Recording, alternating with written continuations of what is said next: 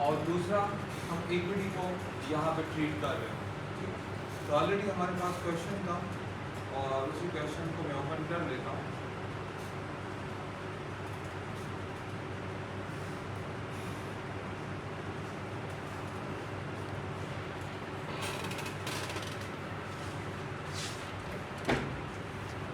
ये transaction number 10 में कहते हैं कि during the Allison corporation borrowed 45,000 cash by issuing short term notes payable to bank. Company ने 45,000 रुपये का लोन लिया by issuing the short term notes payable. तो अगर कंपनी ने लोन लिया है तो ये इनफ्लो को रिप्रेजेंट कर रहा है, ठीक है। ऊपर लिखा है कि borrowed 44,000 cash by issuing the short term notes payable to bank. तो मैं यहाँ पर आ जाऊँगा और यहाँ पे ये वाला कंपोनेंट जो है इसको कंट्रोल सी कर लूँगा, नीचे आके इसको कंट्रोल भी करूँगा और इन्वेस्टिंग को क्या कर लूँगा, फाइनेंस। और यहाँ पर लिख दूँगा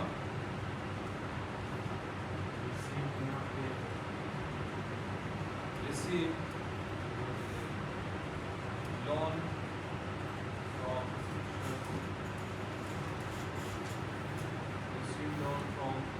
और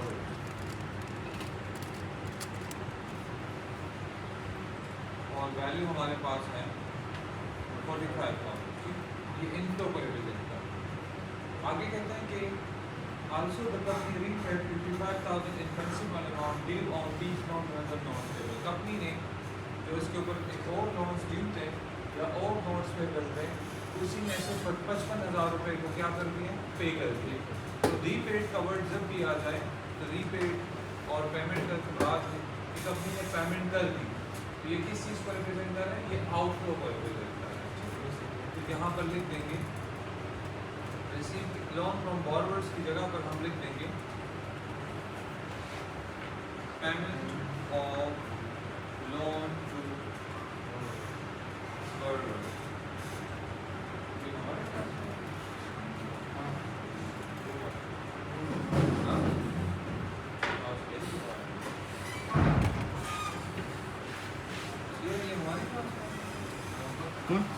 हाँ सर, हाँ सर हमारी सर पहली भी है एक।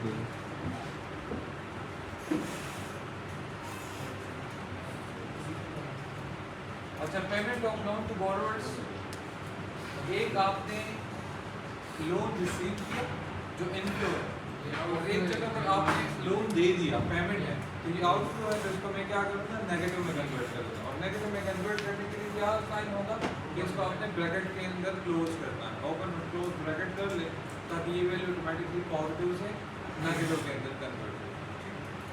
नेक्स्ट कहते हैं कि the company issued bonds payable for 1 lakh rupees of cash. Remember one thing, जब भी इशू का वर्ड आ जाए, चाहे वो बॉन्ड्स हो चाहे वो स्टॉक, तो जब इशू का वर्ड आ जाए इसका मतलब ये है कि the company has receive a cash, company ने कैश रिसीव किया और कैश के बदले में कंपनी ने बॉन्ड्स इशू कर दिए। तो ये इशू जब आप कर लेते हैं तो इसका मतलब है कि आपको पैसे की ज़रूरत है, तो बिजनेस के अंदर पैसे आए हैं और जिसके बदले में लोगों ने उस बॉन्ड को खरीद लिया। लेट्स सपोज कर आपको पैसे की ज़रूरत थी, आपने कोई ऐड दी या कोई इंस्ट्रूमेंट इशू कर दी, तो आपको पैसे आ जाएंगे और लोगों के पास ऑनरशिप चली जाएगी। लेट्स सपोज कर आप जो चीज़ परचेज करते हैं, बिटकॉइन में इन्वेस्टमेंट करते हैं, तो आपकी जो इन्वेस्टमेंट होती है वो कहाँ पे जाती है, कंपनी के पास आती है, लेकिन आपको क्या मिल जाता है, आपको ऑनरशिप मिल जाता है। आप कह सकते हैं कि हाँ मैंने इन्वेस्टमेंट किया, तो आपके पास ऑनरशिप आ जाती है और आप जो पैसे अकाउंट में डिपॉजिट करते हैं वो उसी कंसर्न कंपनी के पास आ जाते हैं। तो इसका भी यही मतलब है कि कंपनी ने बॉन्ड इशू करके जिसकी वैल्यू है 1 लाख, तो issue representing the cash in, तो यहाँ पर लिख देंगे प्रोसीड फ्रॉम इशूइंग बॉन्ड्स, ठीक है। और वैल्यू कितनी है 100,123, 1 लाख रुपये है, ये इनफ्लो होगा, ठीक है, इशूइंग इनफ्लो होगा। अच्छा जी, जो सेकंड लास्ट टॉपिक है या कॉम्पोनेंट, इसको जरा एक बार देख लीजिएगा, इसके अंदर कॉम्प्लेक्सिटी है, एक और नया वर्ड आपको सीखने को मिल रहा है, उसको ज़रा देख लीजिएगा। इसमें लिखा है कि the company issued 1000 shares at a 10 par value capital stock for a cash at a price of 50 per share। इसमें दो चीज़ें, कंपनी ने 1000 शेयर इशू कर दिए, एक में लिखा है 10 रुपीज़ पार, दूसरे में लिखा है cash price 50 rupees. Now the question is that कि हमने कौन सा लेना, 10 वाली वैल्यू लेनी या 50 वाली वैल्यू लेनी। शेयर हमेशा जो इशू हो जाते हैं उसके अंदर दो वैल्यू होते हैं, एक उनकी होती है पार वैल्यू, दूसरा उनकी होती है मार्केट वैल्यू। पार वैल्यू वही वैल्यू होती है जिसमें एक्चुअल में शेयर को इशू किया जाता है, शेयर को इशू किया जाता है। और आपकी मार्केट वैल्यू या कैश प्राइस वो होती है जिसमें मार्केट में शेयर ट्रेड हो रहा होता है। लेट्स सपोज करें कि आज जो आप बिटकॉइन लेट्स सपोज इन्वेस्ट उसके अंदर इन्वेस्टमेंट कर रहे हैं या खरीद रहे हैं, उसकी प्राइस जो होगी 3000, 4000, 5000 डॉलर होगी लेट्स सपोज। और जिस टाइम ये 2009 में लॉन्च हुआ था उस वक्त उसकी प्राइस होगी $1 या $2, होगी या नहीं होगी उसी टाइम। मार्केट के मुताबिक उसकी प्राइस आहिस्ता आहिस्ता क्या हो जाती है, बढ़ जाती है। अब ये जो $2 और 5000 रुपये के बीच में जो डिफरेंस है, तो जिस बंदे ने 2009 में बिटकॉइन लिया था उस वक्त 20 की उसकी प्राइस थी $2। वही बंदा जब आज दोबारा बिटकॉइन खरीद रहे हैं वो 5, 6, 7 हज़ार डॉलर पे ले। अब जो बीच में डिफरेंस है उसको हम एडिशनल पेडेंट कैपिटल का, जो the difference between the par value and the cash price और the market price of any particular share is known as additional paid in capital. Additional paid in capital mean that कि जो par value से आप extra पैसे कमा रहे हैं। लेकिन अकाउंटिंग की टर्मिनोलॉजी ये है कि ये आपको रिस्ट्रिक्ट करती है कि आपने हर चीज़ को हिस्टोरिकल कॉस्ट में रिकॉर्ड करना। हिस्टोरिकल कॉस्ट कौन सा मीन दैट कि अगर आपने 2010 में एक बिज़नेस शुरू की इस्लामाबाद में और आपने लेट सपोज करें बहरिया टाउन में एक जगह ली थी, उसकी वैल्यू थी ₹1 करोड़ एक कनाल में, और आज उस एक कनाल की वैल्यू जो है वो लेट सपोज करें 20-25 करोड़ है लेट सपोज। तो अकाउंटिंग टर्मिनोलॉजी से आपको कहती है कि मार्केट वैल्यू जो भी हो आपने उसको नहीं देखना, आपने बुक वैल्यू को देखना है, आपने हिस्टोरिकल कॉस्ट को देखना। क्योंकि अगर आप लैंड की वैल्यू को इंक्रीज कर देते, 2010 में आप ₹1 करोड़ रिपोर्ट कर रहे थे, अभी आप 2025 का एनुअल रिपोर्ट बना रहे हैं, उसमें आपने ज़मीन की वैल्यू को 1 करोड़ की बजाय 20 करोड़ रिपोर्ट कर दी, तो आपके एसेट तो 1 करोड़ से 25 करोड़ पे पहुंच गए। लेकिन what about the liability, liability का फिर क्या होगा, एसेट तो बढ़ गया, तो हमने अकाउंटिंग इक्वेशन कॉन्सेप्ट को भी क्या करना है, सिमिलर लेके जाना। इस चीज़ को ओवरकम करने के लिए ये हिस्टोरिकल कॉस्ट कॉन्सेप्ट होते हैं कि जिस पे आपने लिया होता है आप उसी पे ही रिकॉर्ड करेंगे, जब बेचेंगे उस वक्त डिसाइड किया जाएगा कि मार्केट वैल्यू बढ़ गई है, मार्केट वैल्यू कम हो गई। और ये सारी दुनिया जो है वो यही हिस्टोरिकल कॉस्ट कॉन्सेप्ट पे चल रही है।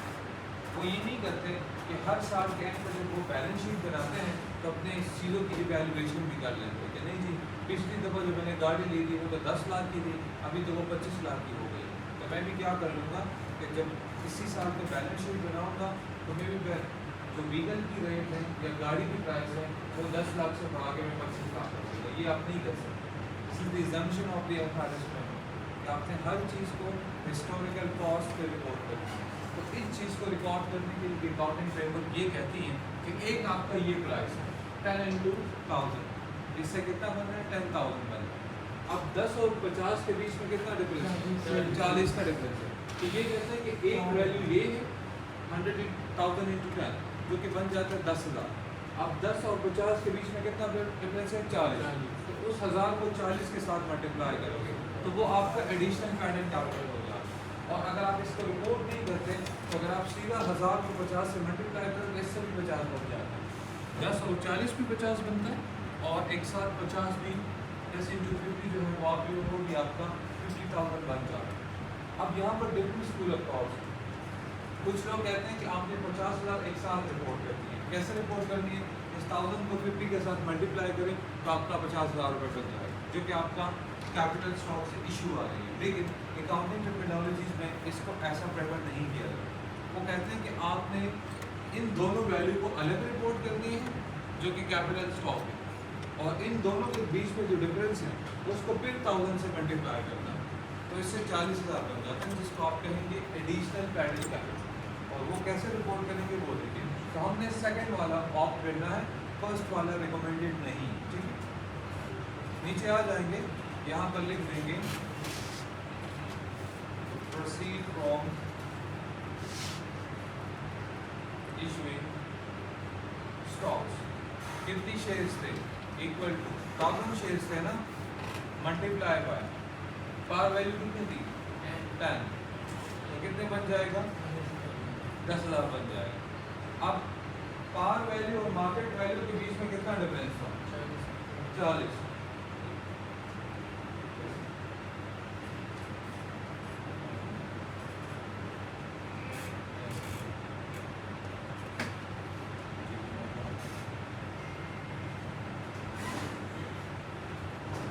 डिफरेंस है 10 और 50 के दरमियान, वो 40 जो डिफरेंस है that is known as additional paid in capital. वो मैं क्या कर लूँगा, यहाँ पर लिख दूँगा प्रोसीड फ्रॉम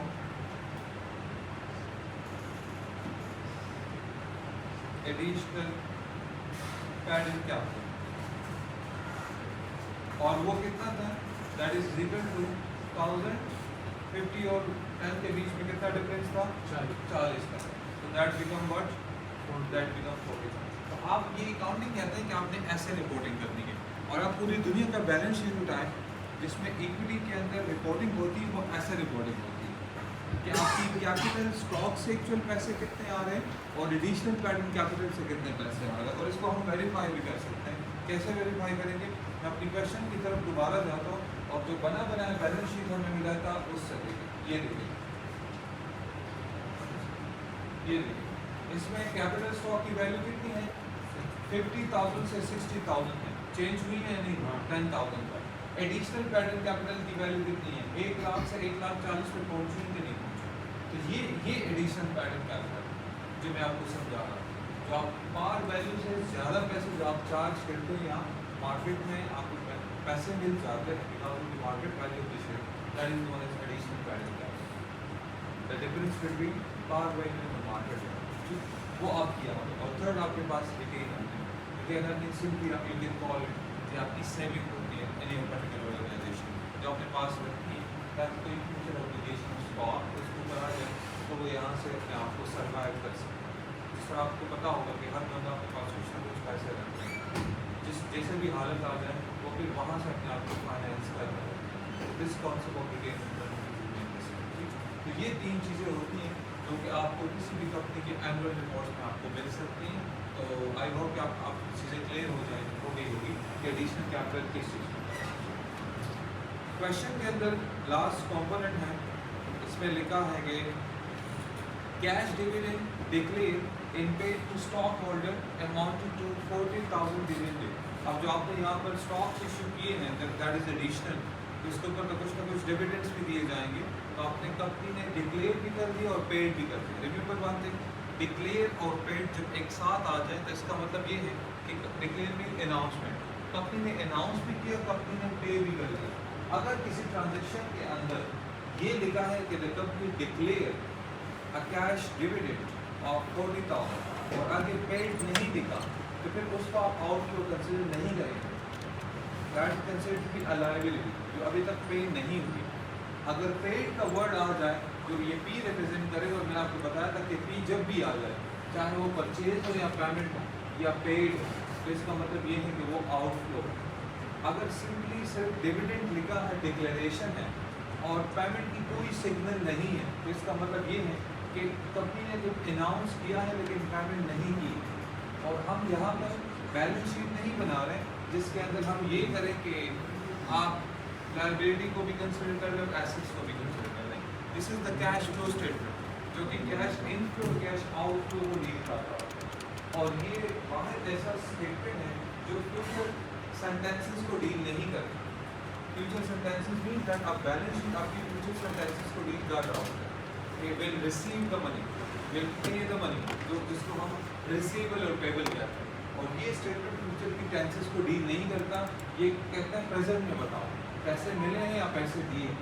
मिले हैं तो इनफ्लो कंसीडर करो, दिए हैं तो आउटफ्लो कंसीडर। ठीक है, तो यहाँ पर पेड का वर्ड आया है, इसका मतलब है कि पैसे दिए या पे किए गए। तो मैं दोबारा कैश फ्लो में चला जाऊँगा और यहाँ पर लिख दूँगा cash payment of dividend to share holders. Share holder भी आप लिख सकते हैं, स्टॉक होल्डर भी आप लिख सकते हैं। और अमाउंट कितना है, अमाउंट वी हैव द 40,000 और ये आउटफ्लो है, ठीक है। तो मैं इसको सीधा क्या कर लूँगा, ब्रैकेट में क्लोज कर दूँगा, क्योंकि पेमेंट है तो ये आउटफ्लो आपके पास आ गया, ठीक है। अब हमारे पास सारी ट्रांजेक्शन कंप्लीट हो गई। एंड पे मैं क्या कर लूँगा, इसको कॉपी कर लूँगा, इसको यहाँ पर पेस्ट कर लूँगा और लिख लूँगा net cash receive from financing activity. और यहाँ पर क्या कर लूँगा, यहाँ पर सम वाला फॉर्मूला लगाऊंगा, equal to SUM bracket open, select this all value and close the bracket. हमारे पास आंसर आ गया कितना, 1 लाख रुपीज़ का, और answer is in positive. Positive means that the inflow exceeding the outflow, ठीक है। जबकि आंसर पॉजिटिव में आ गया, इसका मतलब ये कि the inflow exceeds the outflow, ठीक है। इनफ्लो ज़्यादा है और आउटफ्लो कम। अब इसको बस बेसिक फॉर्मेटिंग करते हैं, फिर आखिरी वाला कंपोनेंट भी कंप्लीट करते हैं, that is cash and cash equal. इसको बोल्ड कर लें। अच्छा जी, मैं इसको कंट्रोल एस कर रहा हूँ ताकि मेरे पास कमांड से आ जाए। ये वाली वैल्यू अब मैं बेसिक फॉर्मेटिंग कर रहा हूँ, इन सारों को मैं सेलेक्ट कर लूँगा, इधर चला जाऊँगा, फ़ॉन्ट को मैं कैलिब्री से टाइम न्यू रोमन करूँगा। अगर आप 10 के साथ कंफर्टेबल हैं तो 10 रखें, 12 के साथ कंफर्टेबल है, मैं 11 ठीक है तो मैंने 11 रखा। जो वैल्यू नेगेटिव में है उनको सेलेक्ट करें, कंट्रोल बटन को होल्ड रखें, छोड़ना नहीं है। जितने भी नेगेटिव वैल्यू हैं उन सारे को क्या करें, सेलेक्ट करें, ताकि हम इस रिप्रेजेंटेशन में लेके आए। अब देखिए मेरे पास सिर्फ 2 वैल्यू नेगेटिव में, नेगेटिव मीन जब आउटफ्लो है, दोनों को मैंने सेलेक्ट कर दिया, कंट्रोल 1 प्रेस कर दिया और करेंसी में आकर ये वाला साइन सेलेक्ट करूँगा। करेंसी में आने के लिए साइन के ये सेलेक्ट करने का मुराद ये है कि करेंसी का साइन भी इंसर्ट करो और मुझे वैल्यू भी ब्रैकेट करो, ठीक है। तो ये हमेशा आपको करेंसी के अंदर मिलेगा, कंट्रोल 1 प्रेस करो, नाउ प्रेस ओके। और ये देखिए आपकी वैल्यू जो है वो रेड कलर में कन्वर्ट हो चुकी है, डॉलर का साइन भी है और ब्रैकेट के अंदर, ठीक। इसके बाद हमारे पास आखिरी कंपोनेंट रहता है, that is the cash and cash equal.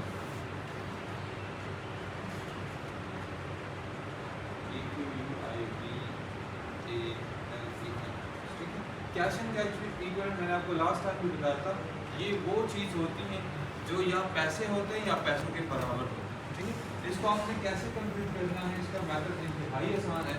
जो कैश फ्लो आपने वो किए हैं, कंप्यूट किए हैं, उसी कैश फ्लो का फाइनल आंसर आपने यहाँ पर लेके आना है, ठीक है। एक मेरे पास ये था, इसको मैं कंट्रोल C करूँगा, फाइनल आंसर की बात कर रहा हूँ, ठीक है। Cash net cash and cash equivalent के नीचे आ जाऊँगा, इसको यहाँ पे क्या करूँगा, कंट्रोल C करूँगा, net cash receive from operating activity. उसी तरीके से मैं क्या कर लूँगा, इन्वेस्टिंग एक्टिविटी को भी लेके आऊँगा और फिर क्या कर लूँगा, फाइनेंसिंग एक्टिविटी को भी लेके आऊँगा, ठीक है। तीनों को मैंने लेके आया। आपने यहाँ पर जो फाइनल आंसर है एक एक कंपोनेंट का, वो आपने यहाँ पर लेके आना है। अच्छा जी, यहाँ पर इसकी वैल्यू लेके आने के लिए ना 2 तरीके हैं। एक तरीका ये है कि आप कंट्रोल C कंट्रोल V करें, लेकिन कैश फ्लो के अंदर मैं आपको डेफिनेटली रिकमेंड करूँगा कि आप क्या यूज़ करें, आप लिंक लगाना यूज़ करें, जिस तरह हमने यहाँ पर किया था, याद है ना, यहाँ पर भी हमने लिंक लगाया, इक्वल टू का साइन लगाया। लिंक लगाने से आपको फ़ायदा ये होगा कि अगर आपको बाद में पता चले कि मैंने आंसर गलत आया, तो आप तो ऊपर से चेंज कर लेंगे आंसर को इक्वल लाने के लिए, लेकिन नीचे भी फिर आपको चेंज करना पड़ेगा। इससे इस चीज़ को ओवरकम करने के लिए इट इज़ हाईली रिकमेंड कि आप क्या करें, आप लिंक लगाएं। लिंक कैसे लगाएंगे, देखिए इंतहाई आसान है। मैं इसी क्वेश्चन में दोबारा आ जाऊँगा और ये net cash receive from operating activity के साथ वाला जो कॉलम है, यहाँ पर क्या कर लूँगा, इक्वल टू का साइन लगा लूँगा, ऊपर चला जाऊँगा और जो ये वाली वैल्यू है इसको सेलेक्ट कर लूँगा, ठीक है, और एंटर प्रेस करूँगा। जो भी वैल्यू होगी वो मेरे पास नीचे आ जाएगी। अब ऊपर मैं जो भी चेंजेस करूँगा, अगर लेट्स सपोज करें ऑपरेटिंग एक्टिविटी के अंदर एक चीज़ इनफ्लो थी, मैंने आउटफ्लो रिकॉर्ड की थी, एक चीज़ आउटफ्लो थी, मैंने इनफ्लो रिकॉर्ड की थी, तो वो जो मैं सिमिलरली चेंज करूँगा तो आपने जो सम का फॉर्मूला लगाया है, आपका वहाँ पर भी आंसर चेंज हो जाएगा और ऑटोमेटिकली यहाँ पर भी आंसर चेंज होगा, ठीक है। तो ये कोशिश करते हैं कि आपने इसी तरह लिंक लगा, इधर भी लिंक लगा था, equal to select this one value press enter, और नीचे आए equal to select this one value and equal to this value and press enter. अब ये मैंने सारा कर दिया, इनको दोबारा सेलेक्ट करें, फॉर्मेटिंग करना ज़रूरी है, टाइम न्यू रोमन करें और वैल्यू को बोल्ड। ये वैल्यू नेगेटिव में है, कंट्रोल 1 प्रेस करें और करेंसी में आकर ये 14 नंबर सेलेक्ट करें ताकि ये रेड हो जाए, पता चले कि ये आउट कर देगा। इसको भी कंट्रोल D करें और टाइम न्यू रोमन। आखिर में हमारे पास आता है that is the net cash and cash equal, और net cash and cash equivalent करना इंतहाई आसान है। कैसे करेंगे देखिए, equal to SUM bracket open, select these 3 values and close the bracket. Answer हमारे पास कितना आ गया 35 का। इसने किया क्या, 1,50,000 रुपये को ऐड कर दिया, उससे 1,15,000 रुपये माइनस कर दिया, तो आंसर हमारे पास कितनी आ रही है 35। क्वेश्चन में इसको वेरीफाई भी करते हैं। इसमें लिखा है कि 14 नंबर पॉइंट पे cash and cash equivalent as show in Allison corporation balance sheet amounted to 20,000 at the beginning of the year and 55,000 at the year end a net increase of 35,000। हमारा answer 35 आया कि नहीं है। अब इसके साथ हमने क्या करना है, बिगनिंग वैल्यू ऐड करनी है। ठीक, तो मैं यहाँ पर लिख आ जाऊँगा और यहाँ पर लिख दूँगा add beginning value of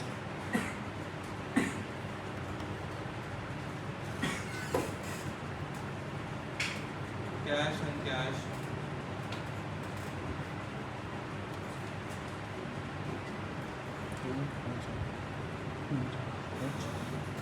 answer is 20,000। ठीक है, और यहाँ पर लिख देंगे कैश एंड कैश इक्विवेलेंट हमारे पास कितना होगा, is equal to this value plus this value. Answer हमारे पास आया 55। इसको टाइम न्यू रोमन करें और कंट्रोल D करें। अब देखिए यहाँ पर ये वाला आंसर जो है ना, अब आप सोचोगे कि इसका क्या मतलब है कि जो हमारे पास 55,000 रुपीज़ का आंसर आया, रिमेंबर वन थिंग, आपकी बैलेंस शीट के अंदर जो कैश एंड कैश इक्विवेलेंट की वैल्यू होती है वो कहीं और जगह से नहीं है। ये मैं आपको लास्ट टाइम भी बताया था कि सबसे बड़ा मिसकॉन्सेप्शन होता है स्टूडेंट्स को समझाने के लिए कि जी बैलेंस शीट के अंदर जो कैश होती है वो जनरल से जाती है या लेजर अकाउंट का। This is one of the wrong misconception जो क्रिएट करता है। आपकी बैलेंस शीट में जो कैश होती है वो कैश फ्लो स्टेटमेंट से जाती है, तो आपका पूरा बैलेंस शीट बन जाता है, लेकिन सिर्फ एक कैश फ्लो स्टेटमेंट जो होती है उसके लिए रिक्वायरमेंट होती है, उसका इंतजार करना पड़ता है। एंड का जो कैश हमारे पास आता है it must be equal to the balance reported to the balance. अब हमारे पास आंसर आया कितना 55,000। मैं बैलेंस शीट में जा रहा हूँ, देख रहा हूँ कि अब बाकी हमारे पास 55,000 आंसर आया है। ये देखता हूँ साल के स्टार्ट में कितना है 20,000 है और साल के एंड में कितना है 55,000। आपका जो आंसर है फाइनल कैश फ्लो का it must be equal to the cash and cash equivalent value recorded in the balance. 55,000 दोनों आपके पास इक्वल आने चाहिए। और once you done with this, now आखिरी पॉइंट रहता है जो भी आपका फाइनल आंसर है उसको आपने क्या करना है, डबल लाइन में बॉर्डर लगाना है। एक हमारे पास ये आंसर है, एक ये आंसर है, एक ये आंसर है और दूसरा ये वाला आंसर। इन चारों को सेलेक्ट करें, कंट्रोल 1 प्रेस करें, बॉर्डर पर जाएं, ये डबल लाइन इंसर्ट करें, कोई भी लाइन यहाँ से सेलेक्ट करें, यहाँ पर सेलेक्ट करें और यहाँ पर इस तरह हम बॉर्डर लाइन इंसर्ट करें और ओके प्रेस करें। ये देखिए आपकी सारी वैल्यू जो है वो क्या हो गई बॉर्डर लाइन। एक यहाँ पर आ गई, दूसरी आपके पास ये वाली आंसर आ गई और तीसरी आपके पास ये वाली आंसर आ गई और फोर्थ वन आपके पास ये वाली। ये जो आपके पास है कैश फ्लो स्टेटमेंट जो है वो आपका यहाँ पे कंप्लीट हो और कंप्लीट यूजिंग द डायरेक्ट। अब हमने आगे जाना है और ऑपरेटिंग एक्टिविटी को इनडायरेक्ट से कंप्यूट करें। वो कैसे करेंगे, इसको मैं नाम देता हूँ CFS डायरेक्ट मैथ। यहाँ पर लिख दूँगा CFO that is cash flow from operating activity. Bracket में लिख दूंगा indirect CFO stand for cash flow from operating activity. Again मैं क्या करूँगा, इसकी कॉलम की विड्थ को रिड्यूस करूँगा, वो कितना मैं 2 कर दूँगा, और ये ग्रिड लाइन सपोर्ट करूँगा और WB ये मैंने रिमेंबर बात नहीं, मैं क्या कर रहा हूँ, मैं सिर्फ ऑपरेटिंग एक्टिविटी को कंप्यूट कर रहा हूँ। तो ऑपरेटिंग एक्टिविटी के लिए मुझे 4 चीज़ों की ज़रूरत होगी, और वो कैसे होगी